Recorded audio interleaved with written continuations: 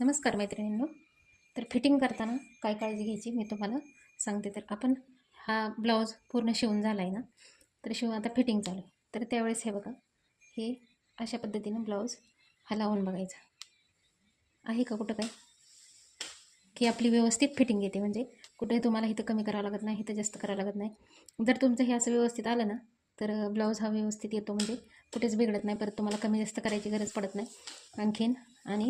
आणखीन एक महत्त्वाचं सांगायचं तुम्हाला, काम झाल्यानंतर व्यवस्थित दोरे तोडायचे. म्हणजे आणखीन तुमचं आता ही तुम्ही बघू शकता, ही इथं अशा पद्धतीने ही बरोबर सगळं असं व्यवस्थित आलं तर तुम्हाला काही टेन्शन राहत नाही की माझी फिटिंग बिघडेल किंवा माझी फिटिंग बिघडेल. आता आपण हा ब्लाऊज शिवून झाल्यानंतर आता तुम्ही बघू शकता, मी तुम्हाला फिटिंग करून दाखवते. एक साईडने फिटिंग केलेली, जे तुमचं माप असेल ते तुम्ही चॉकने मार्किंग करायचं आणि फिटिंग करायची. आता मी तुम्हाला दाखवते ह्याचं.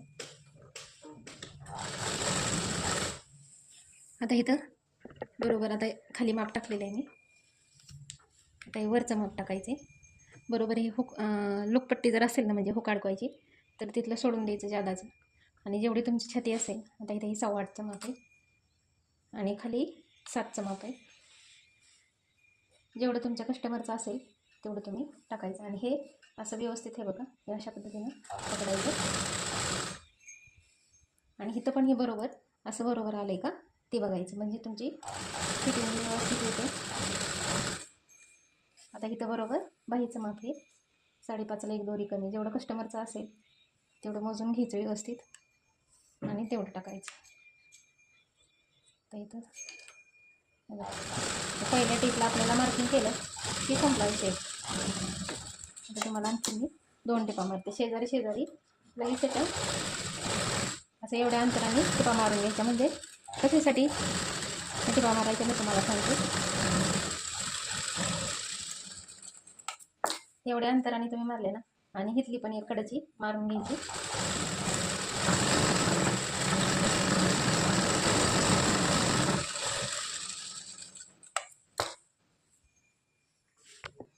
तर ह्या अशा पद्धतीने टिपा का मारायच्या. आता ही कडाची मारली ना, तर हे आपलं कापून घ्यायचं अशा पद्धतीनं. म्हणजे हे सरळ दिसतंय. आणि हे ह्या फिटिंग करताना आणि टिपा ह्या अशा जवळजवळ मारायच्या. म्हणजे एवढ्या अंतराने आपलं हे दाबच्या लेवलचं थोडंसं जास्त, म्हणजे 1.5 इंचाच्या अंतराने. कारण जर कस्टमरला, कारण प्रत्येक कापडानुसार थोडं तरी माप, एवढं का होईना माप चेंज होतं. आणि जर उसवायचे असेल किंवा फिट्ट झालं थोडंसं, तर मग ही सरळ तुम्ही अशी उसू शकताय. आणि आणखीन समजा ही सैल झालं तर मग आणखीन एक ह्याला चिटकून तुम्ही असे मारू शकताय. मग ह्या फिटिंगच्या टिपा तुम्ही सरळ मारल्या ना, तुम्हाला काही अडचण येत नाही. म्हणजे उसवताना पण जरी कस्टमरला घरी उसवलं ना, तरी पण त्यातून त्यांना अडचण येत नाही की उसवल्यानंतर काय होईल ते. आणि कारण आता हे पातळ कापड असेल ना, तर फिटिंग ही थोडीशी कमी लागते.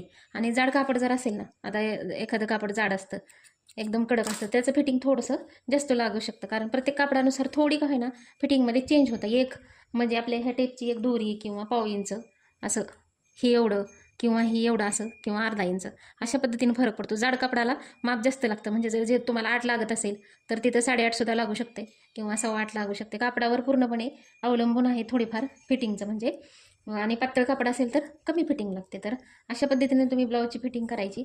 तर बघा तुमच्या लक्षात आली का. आता तुम्ही हे बघू शकता, हे बघा जाळी बघू म्हणजे हा ह्याचा ब्लाऊज आहे. तर अशा पद्धतीने हे बघा, हे पुढच्या साईडला गोट केलेला आहे. तर कशी वाटला हा छोटासा व्हिडिओ. फिटिंग करता करता आठवला, अचानक लक्षात आलं करावं. तर कसा वाटला तर नक्की सांगा. आवडलं तर लाईक करा आणि चॅनलला नवीन असताल तर सबस्क्राईब करा.